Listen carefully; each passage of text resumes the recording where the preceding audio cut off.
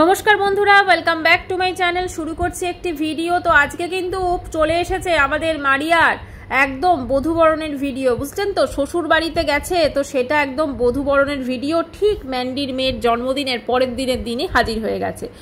একটা সময় ছিল জামাই সেজে হাজির হয়েছিল জামাই ষষ্ঠীতে, আজকে বধূ একদম জামাই সমস্ত কিছু সেজে গুজে হাজির হয়েছে শ্বশুর বাড়িতে। কিন্তু শ্বশুর বাড়িতে যাওয়ার পর ঘটেছে অনেক অঘটন, তো সেই সব নিয়ে কিন্তু আজকের ভিডিও। তো শুরুতেই বলি, আমাদের মারিয়া ধর্ম অনুযায়ী হচ্ছে মুসলিম। ও এখন অবধি বলে যে আমি মুসলিম, ঠিক আছে। যদিও সিঁদুর খেলছে, মানে ধর্ম নাকি ওর পরিবর্তন হয়নি, অথচ সিঁদুর খেলছে, মানে অনলি রিলস বোধ হয় না।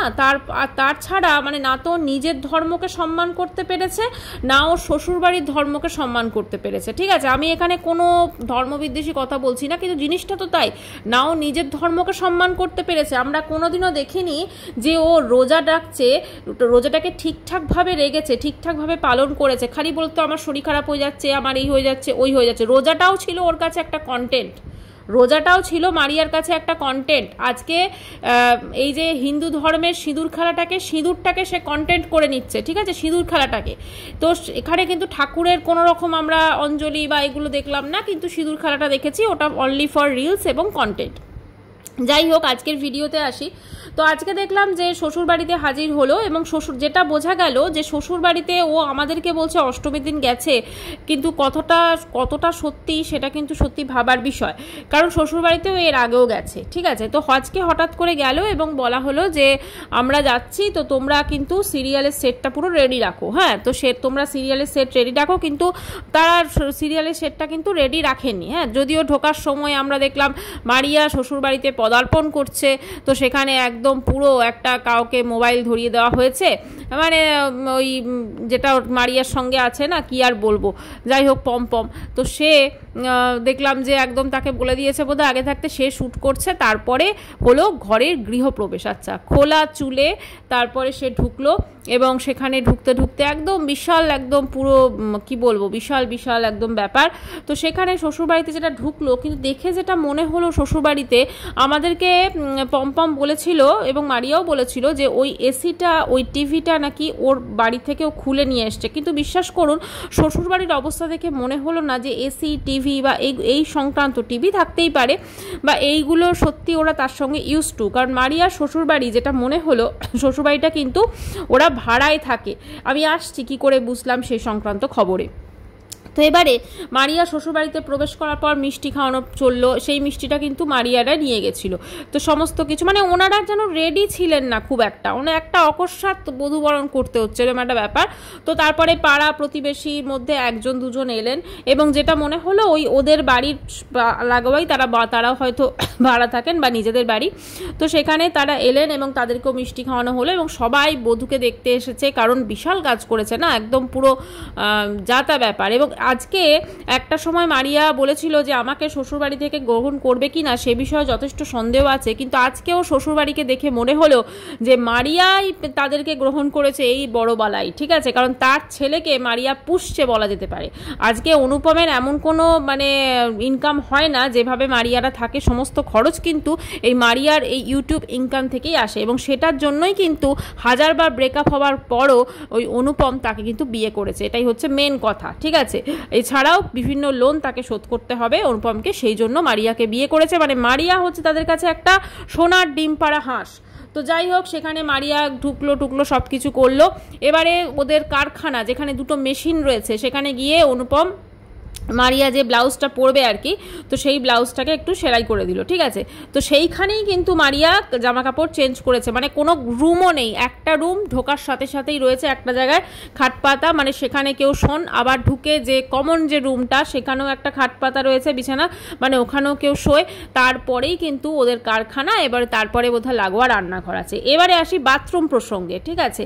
তো মারিয়া প্রথমে তো কি মানে ঢুকে পড়লো, শাড়ি ফাড়ি চেঞ্জ করলো, তারপর লুচি ভাজা, লুচি ফুচি ভেজে সমস্ত কিছু, মানে ওই একটা দুটো লুচি হয়তো ভেজেছে, আর আলুর তরকারি হয়তো শাশুড়ি করেছে, তো সেটা করে নিজেই মানে নিজেকে পরিবেশন করে খেয়ে বিশাল ভালো হয়েছে। শাশুড়ি যদিও দেখলাম সাইডে খাচ্ছিল।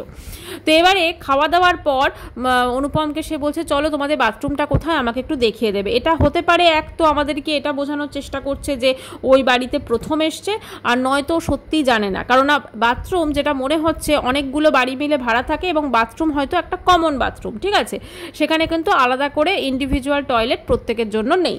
তো একটা সেই জন্য এখন যায়নি, ও এখন গিয়ে একবারে ফ্রেশ হয়ে তারপর রেডি হয়ে ওরা চলে যাবে। ওই জন্যই ওরা অষ্টমীর দিন এসেছে, রাতে রাতটা না কাটাতে হয়, রাতে ঠাকুর দেখতে কেটে যায়, এবং ঠাকুর দেখে ওরা ব্যাক টু কিন্তু ভাড়ার বাড়িতে যাবে যেখানে গোবরডাঙ্গা থাকে, এবং তার পরের দিন সকালবেলা সকাল সকাল ওখান থেকে আসবে এবং বেলা থেকে কিন্তু ব্লগ শুরু হবে। এটাই কিন্তু হচ্ছে আসল ঘটনা, কারণ মারিয়া ওই রকম একটা শ্বশুর বাড়িতে কিন্তু কোনোদিনই রাত কাটাতে পারবে না। সে আমাদেরকে যতই দেখাক ওই বাজারের ব্যাগে দেখো ওই থলেতে আমরা জামা কাপড় নিয়ে নিয়েছি, সবই দেখানো, কারণ মারিয়া যদি 100টা কথা বলে তার মধ্যে 90টা কথা কিন্তু মারিয়া পুরো মিথ্যে কথা বলে, যেটা আমরা এতদিন দেখে এসেছি। তো সেই জন্য সেখান থেকে জাস্ট করে, এবং শাশুড়ি যে জিজ্ঞেস করলো কখন ফিরবে, তারপরে কাট হয়ে গেল, তো এইসব ব্যাপারটা করে তারপরে তারা কিন্তু ঠাকুর দেখতে চলে গেল। এবং ঠাকুর দেখতে গিয়ে এই অনুপমের সবসময় একটাই ব্যাপার যে কপিরাইট কপিরাইট কপিরাইট, কারণ ওর কাছে তো পয়সাটা ইম্পর্টেন্ট না, কপিরাইট পড়লে মানে ধারণা।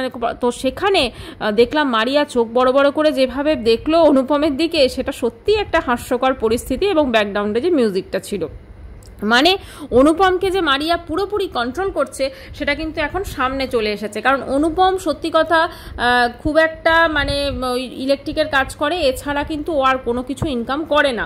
এই যে আমাদেরকে অনেক গল্প দিয়েছিল এই আমাদের নিজের দোকান আছে, এই আছে সেই আছে, মনে হয় না আছে। এবং যে কারখানাটা দেখলাম আমরা সেলাইয়ের কাজ করে, এবং ওর শ্বশুরবাড়িটা মারিয়ার শ্বশুরবাড়িটা যথেষ্টই মানে মারিয়ারা তো অনেক বড় লোক বলা যেতে পারে ওদের কাছে, অতটা আর্থিকভাবে তারা সচ্ছল নয়, এবং মানুষজন গুলো খুবই সাধারণ মনে হলো, এবং এদের কাছে পুজো আর্চা বা এরকম কোনো জিনিসের খুব একটা মানে সেলিব্রেট তারা করতে পারে না। অষ্টমীর দিন আমরা সকলে জামা কাপড় দেখলাম একটু পুরনো গোছেরই তারা জামা কাপড় পরে আছেন, তো বোঝাই যাচ্ছে যে পুজো ফুজোর মতো এনজয় করার মতো তাদের কাছে টাকা পয়সা তারা অতটা কিন্তু পান না।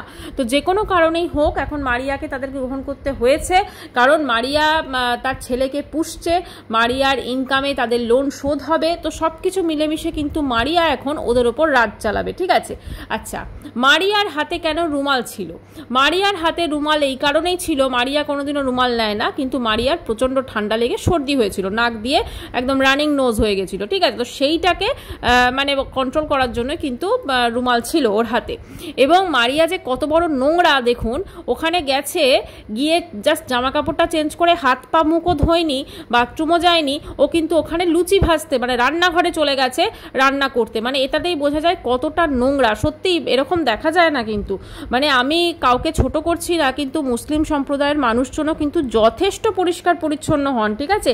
মানে মারিয়ার মধ্যে সত্যি কথা আমি যেটা আগেই বললাম, ও তো না তো মুসলিম ধর্মকে সম্মান করতে পেরেছে না হিন্দু ধর্মকে সম্মান করতে পেরেছে, ও কিন্তু মাঝখানে জাস্ট ওই লটকা বলে না সেরকম লটকে আছে পুরো মাঝখানে, যখন যেটা যেদিকে যাচ্ছে একবার মনে হচ্ছে চলো এইটা দিয়ে আমি কন্টেন্ট হতে পারে, তখন সেদিকে চলে যাচ্ছে এবং সেই ধর্মটাকে নিয়ে একটা করে কন্টেন্ট বানিয়ে দিচ্ছে, এই হচ্ছে ওর কাজ।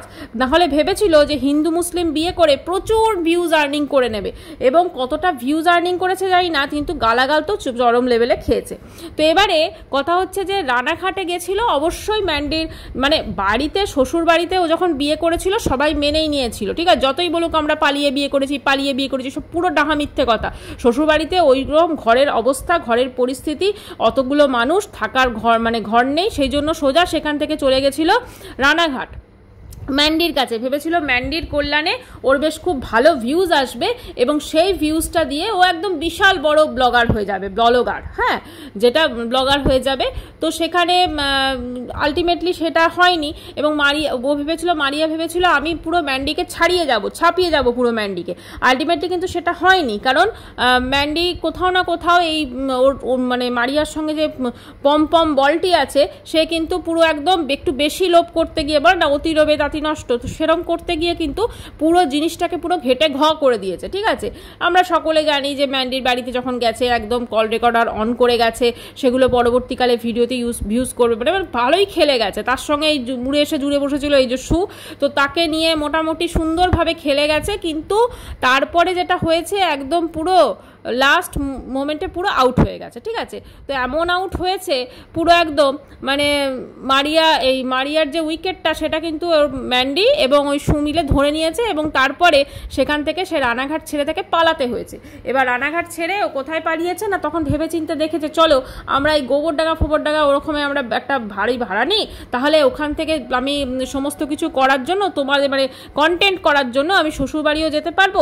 এরপরে আসতে চলেছে আর একটা কন্টেন্ট, সেটা হচ্ছে জামাই বরণ। এই জামাই বরণ যখন হবে সেটাও দেখবেন একটা বিশাল কন্টেন্ট। হ্যাঁ, যদিও ওই জামাই এর আগে বহুবার তার ওই শ্বশুরবাড়িতে গেছে, থেকেছে, খেয়েছে, সব কিছুই করেছে, তো সেখানে সেই জামাই যখন যাবে তো জামাইকে দিয়ে জামাই বরণ সেটাও একটা কন্টেন্ট হবে। মানে শ্বশুরবাড়ি এবং বাপের বাড়ি মিলে কিন্তু ও হাজারটা কন্টেন্ট এবার ওখানে ক্রিয়েট করবে, কারণ ওর কাছে কিন্তু এখন আর মন্দিরার সাথ নেই, তো ম্যান্ডিকে নিয়ে কন্টেন্ট করার কিন্তু কোনো রকম পরিস্থিতি নেই। তো সেই জন্য যেহেতু ম্যান্ডিকে নিয়ে আর কন্টেন্ট করতে পারবে না, বা ম্যান্ডি বা জয়ী বা এদের কাউকে আর দেখাতে পারবে না, তো সেই জন্য নতুন কন্টেন্ট ধরার জন্য ও চলে গেছে সুদূর গোবরডাঙ্গা, এবং সেখানে গিয়ে ওখানে একদিকে শ্বশুরবাড়ি এবং একদিকে বাপের বাড়ি দুদিকে মিলেমিশে কিন্তু কন্টেন্ট করবে এবং চ্যানেলটাকে যথেষ্ট উন্নতি করবে।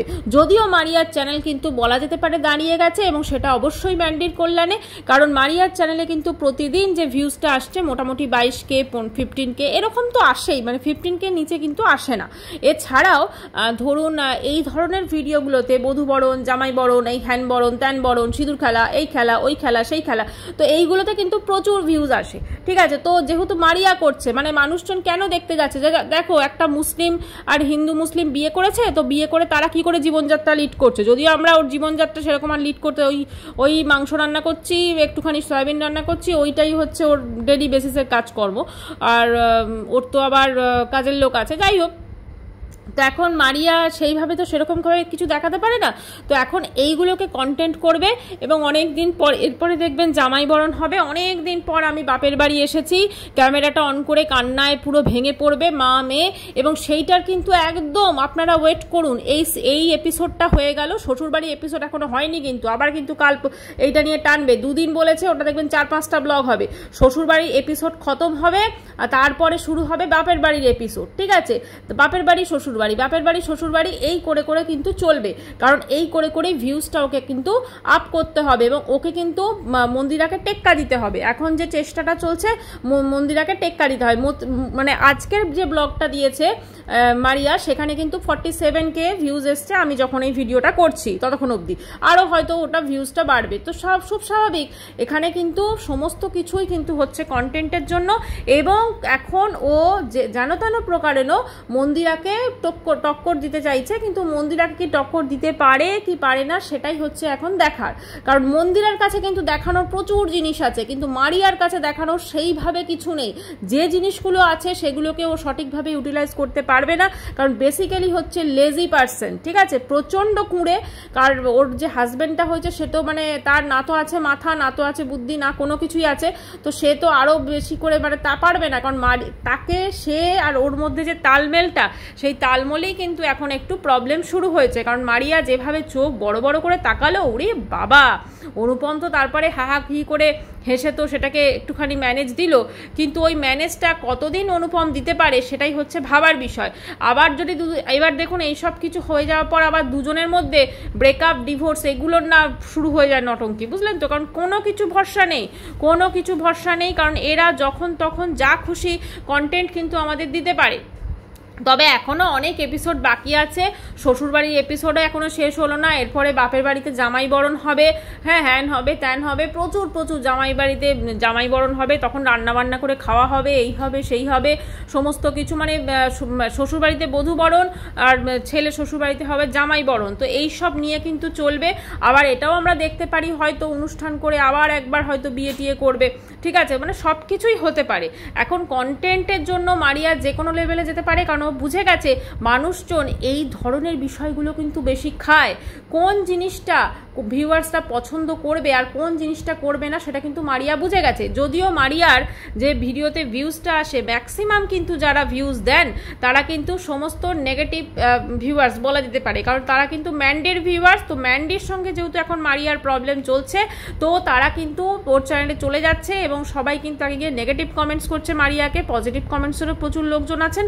তো সব কিছু মিলেমিশে কিন্তু মারিয়ার ব্লগ কিন্তু এখন জমজমাট। তবে শ্বশুরবাড়ির ব্লগ কিন্তু এখনো শেষ হয়নি, এরপরে আবার জামাই বরণ আসতে চলেছে। তো সব মিলেমিশে আমরা এখন অনেক সুন্দর সুন্দর এপিসোড মারিয়ার সিরিয়ালে কিন্তু দেখতে পাবো। এখানে মারিয়া এবং অনুপমের সিরিয়াল, তো এদের সিরিয়ালটা এখন দেখতে বেশ ভালো লাগবে আমাদের সকলের। তো চলুন আবার দেখবো ভবিষ্যতে কি হয়। আজকের ভিডিওটা এখানেই শেষ করছি।